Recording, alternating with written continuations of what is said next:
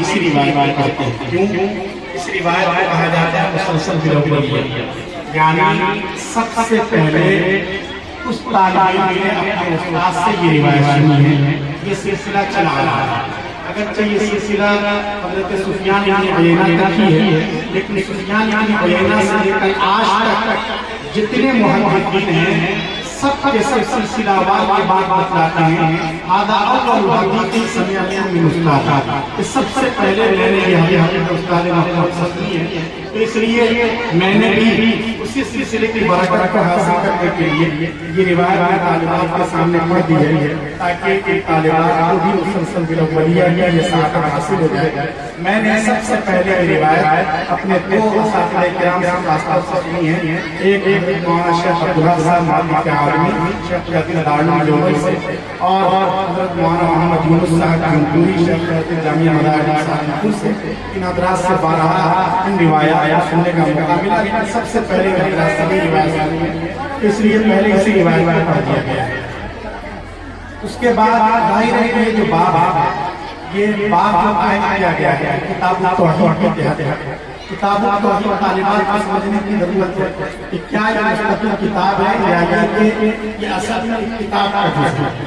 شیخ زکریا صاحب رحمۃ اللہ علیہ کی رائے یہ ہے کہ مستقل کتاب نہیں ہے بلکہ کتاب الاعتصام کتاب السنت اس کا ایک ذیل باب ہے. لیکن اکثر محدثین اسی طرف کہتے ہیں کتاب التوحید باب ہے، مستقل ایک کتاب ہے اس کا ایک ذیل باب اللہ یوم القیامہ. ظاہر ہے اس میں ایک لفظ کی تشریح ہو سکتی ہے اور بخاری شریف کا یہ حق ہے کہ اس کو وقت دیا جا سکے، لیکن چونکہ اب وقت بالکل نہیں ہے اس لیے اس باب کا خلاصہ یہ ہے تاکہ یہاں عامت المسلمین بیٹھنے کی پتہ چلے کہ اس کے ذریعے یہ ثابت کیا گیا ہے کہ ہم جو کچھ دنیا میں اعمال کرتے ہیں قیامت کے دن ان اعمال کو قیامت کے بعد تولا جائے گا.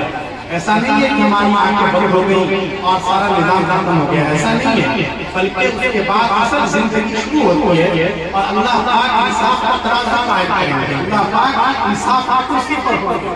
اگر ہم نے کسی کا دل دکھایا ہے، اگر ہم گاؤں میں کسی کی گردن دباتے ہیں تو ہم یہ نہ سمجھیں کہ ہم کو اسی طرح رہیں گے. نہیں، اللہ کے رسول صلی اللہ علیہ وسلم نے فرمایا قرآن کریم میں میزان عدل اس زمانے میں اعمال کو تولنے کے لیے میزان قائم کیے جائیں گے. اس سلسلے کے لیے روایات ہے، اس لیے ہر آدمی کو اسی دنیا میں اپنے اعمال کی درستگی بھی کرنی چاہیے. اب مسئلہ یہ ہے کہ کیسے اعمال کو تولا جائے.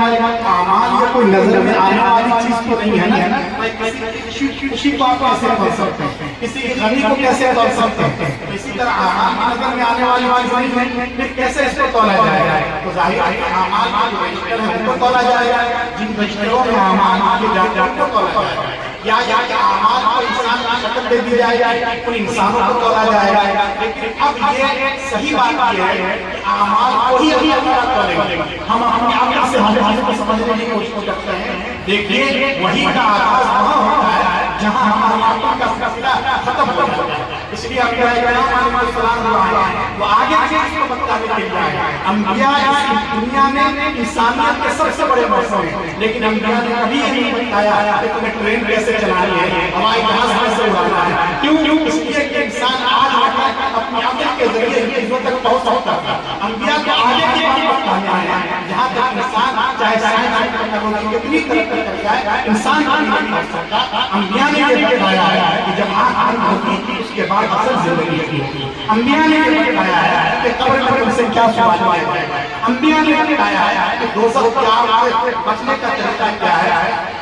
تو اس لیے وہاں کیا ہوگا، کیسے اعمال کرنے جائیں گے. اللہ کی قدرت سے کوئی چیز بڑی نہیں، اور اس کو سمجھنا صرف ہم اپنی عقل سے نہ سمجھیں، قرآن اور حدیث کی جو ہدایات ہے اس کی روشنی میں سمجھنے کی کوشش کریں. اور آج تک تو سائنس کی ترقی نے اس کو بھی سمجھنا آسان کر دیا. آج کل ہواؤں کو تولا جاتا ہے اور صلاحیتوں کو تولا جاتا ہے. تو کیا اللہ اس کو قادر نہیں ہے کہ اللہ اعمال کو ہی تولنے کے لیے میزان اور ترازو قائم کرتے ہیں. اس لیے امام بخاری نے سب سے پہلے بات کیا ہے. اس کے بعد جو آپ ہمارے